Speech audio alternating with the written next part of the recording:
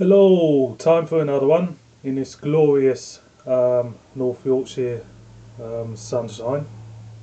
The beer I'm doing today is I did it last night on a taste comparison. Every 2 weeks I do a taste comparison with my mate Panikos at Beer Guru Reviews, and this beer is a bit like a Marmite beer for me because I have to be in the mood to really enjoy this beer for some bizarre reason. Might be to do with the carbonation of it. I'm not too sure.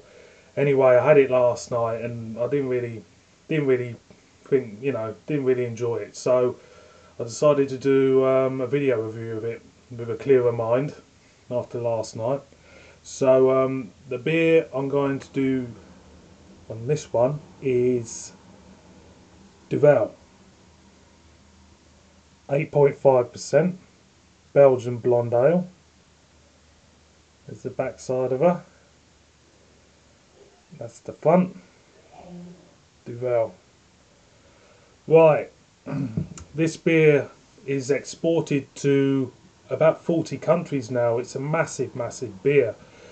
It's got a long history to it as well. It was first brewed at the tail end of to commemorate the end of World War One, and it was called Victory Ale, and it was brewed by a Flemish family-owned brewer called the Moortgat family, and it's become bigger and bigger and bigger, and I suppose it's one of them beers which is kind of like real kind of like architect of its own style, really archetype of its own style, shall I say. The hops in this are Saz hops, Stewing Goldings, and they use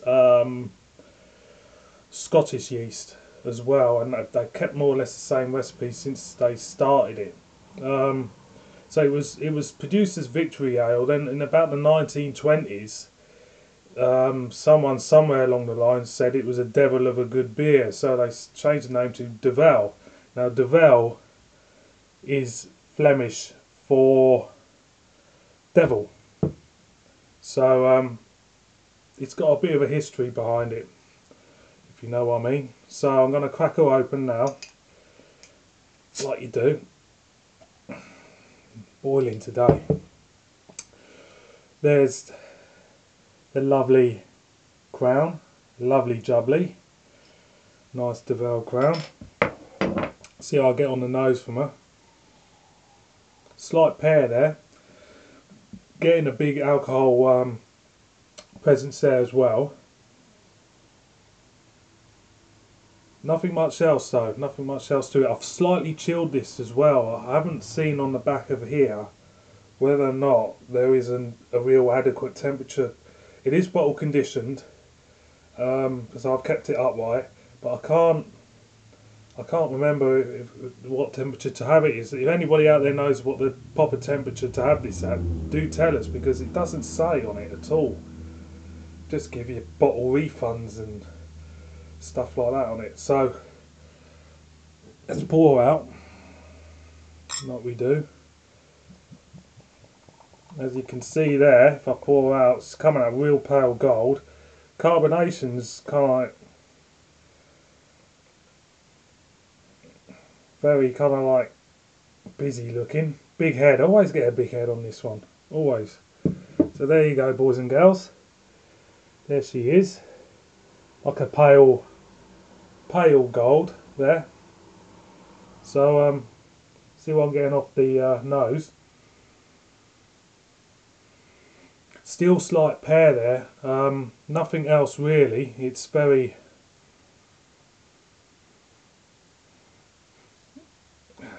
slight hop there,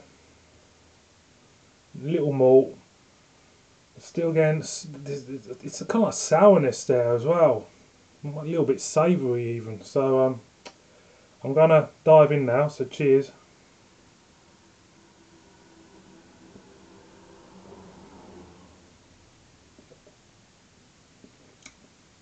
First thing, I prefer this beer cold.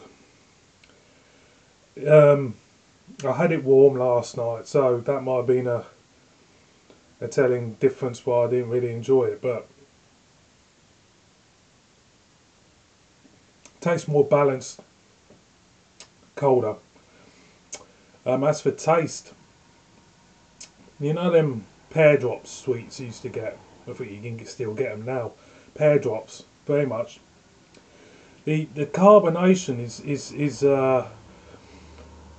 it's kind of like, has a kind of like champagne feel to it. It's kind of like real bubbly in the mouth, and that it's very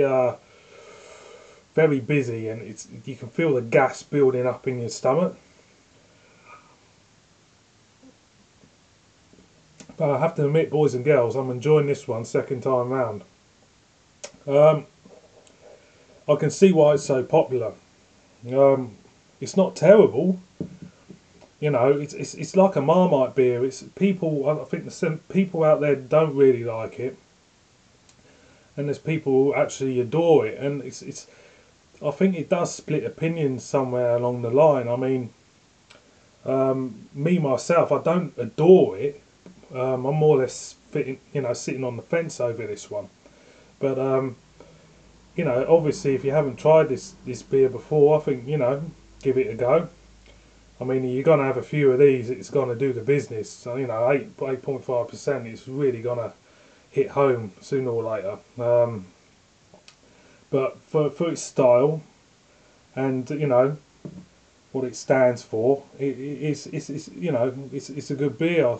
You know, I don't give beer ratings as such. You know, I think that's a bit unfair to give beer ratings.